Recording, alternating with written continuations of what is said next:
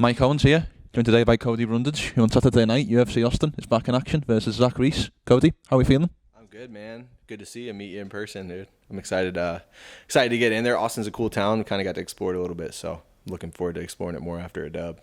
So if you could maybe just unfold your arms very quickly, is that a Chicago Bulls shirt? Oh, yeah, my Rodman jersey. You know, the bad boy of the NBA. Is there any symbolism to that?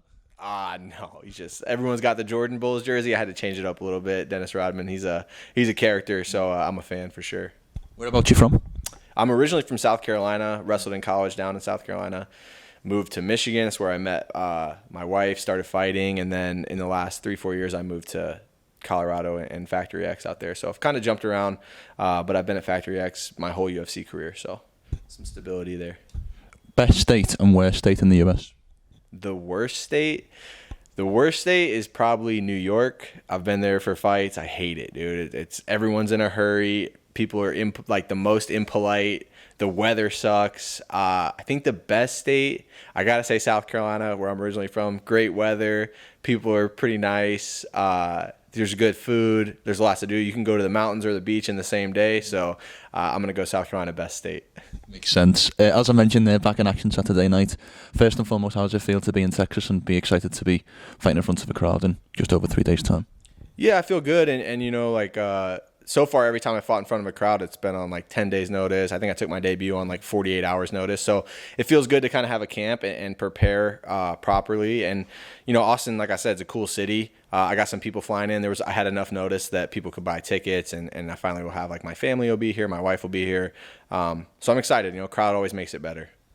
100%. And what do you make of your opponent, Zach Reese, coming in? I think it's his UFC debut, if memory serves. What do you think of your overall opponent? Give me your scout report on your next match. You know, it's hard to scout him because all his fights have been a minute. And, you know, I feel like his strength of competition has been pretty bad. He hasn't fought anybody that's UFC level, but he's run through everybody. So there's obviously some confidence in that. I've been the guy that was on the regional scene running through everybody, waiting to get my shot. And he's a big guy for the division. He's 6'4", I think, so a taller guy. But, you know, I think he's good. I just think, you know, he doesn't really know who he is as a fighter. You don't really know who you are until you've been through the fire. I've been through the fire in most of my fights and kind of been met with some adversity and resistance and been in fights that I wasn't necessarily supposed to win and found a way to win. And I've also taken some losses, you know, and I know who I am as a fighter. I know what I bring to the table. And like I said, I think he hasn't been met with any adversity. And when you get met with adversity, you either crumble or you rise to the occasion. He doesn't know what he's going to do yet. So, you know, it's my job to put him there and make him decide.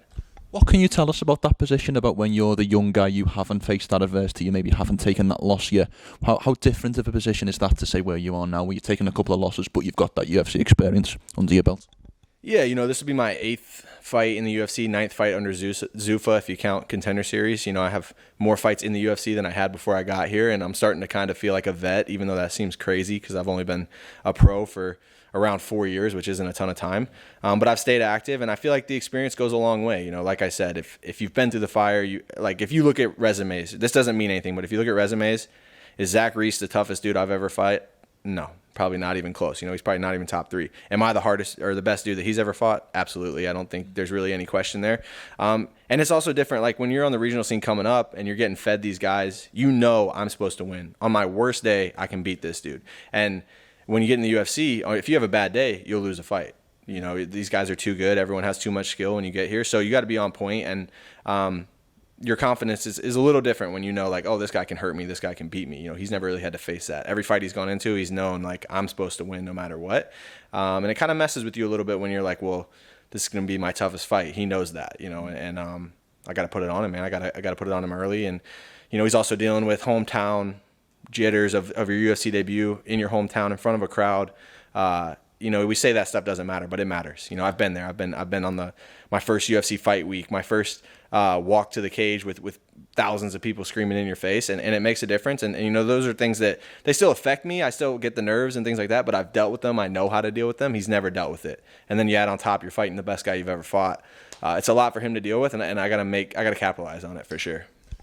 That's a very interesting point there about the hometown.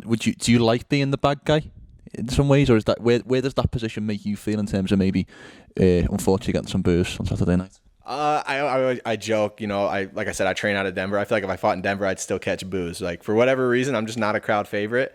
And so Why is that, you think? I just think like my recent results, I get a bad rap. I feel like the fight against Cedricus Dumas was probably my worst performance as an amateur or pro, and then followed that up with like the last fight, which was a disqualification. No one likes to see a disqualification, and so those two back to back. MMA fans have a short memory, right? So the good thing about that is if I go handle business Saturday night, no one remembers the last two. The bad thing is right now, that's all they remember. So I don't mind the booze. I embrace it because I've seen some crazy stuff cornering some guys like Dustin Jacoby. He was fighting Azmat Murkhanov in I think Vegas they fought. Maybe not. Maybe it was in Kansas City, actually. They fought in Kansas City. And Dustin walks out and everybody's chanting USA, USA, right? And then as soon as Dustin gets dropped, they're cheering for the other guy. So MMA fans are kind of fickle that way, So if I come out and I'm getting boos and then I start to have success in the fight, those boos turn to cheers really quick. 100%. Talking about that mentality, as you mentioned, the last couple of results haven't gone your way, obviously with the last one especially. What have you kind of learned from those experiences? What are the key takeaways for you to now to go on and try and make a run? I think it's very little physical adjustments. I have all the tools. I'm a good wrestler, wrestled my whole life. I have good striking, good power. I'm a finisher.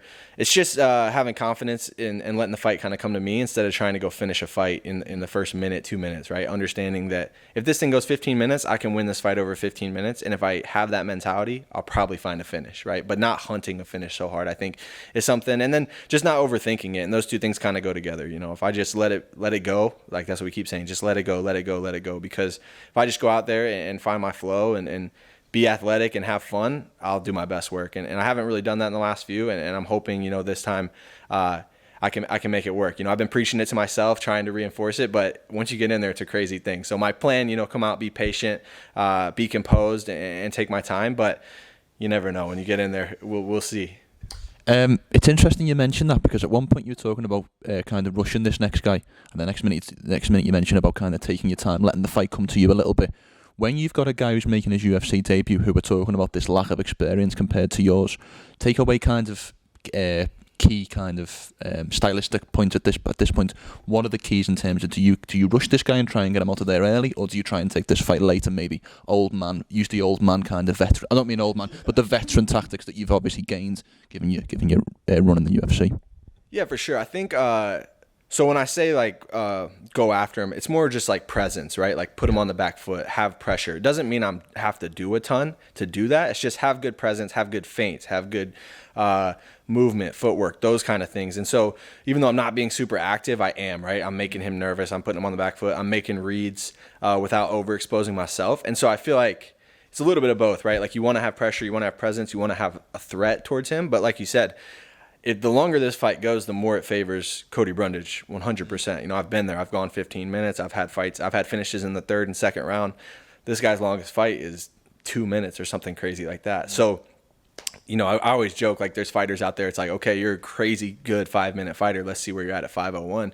With this kid, it's like, well, let's see where you're at 2:30, So it's definitely like letting the fight happen, but also, having purpose and not being lazy. That doesn't mean like don't do anything and just let the fight go on. Like I need to have pressure. I need to have presence and composure, but it's a fine line to walk, right? You don't want to get too amped and go crazy, but at the same time, you want to make sure that you're dictating what's going on.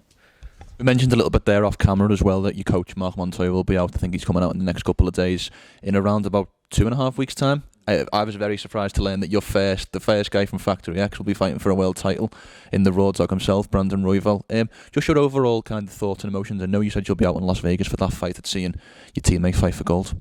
Yeah, it's super exciting. I'll be cornering Dustin Jacoby. He's one of my best friends, and he's a beast. And then I bought tickets in case they try to kick me out, and I got to go up and watch him in the stands. But Brandon's a beast, man, and I don't think anyone deserves anything, but I think you get what you earn, and that kid's definitely earned a title shot.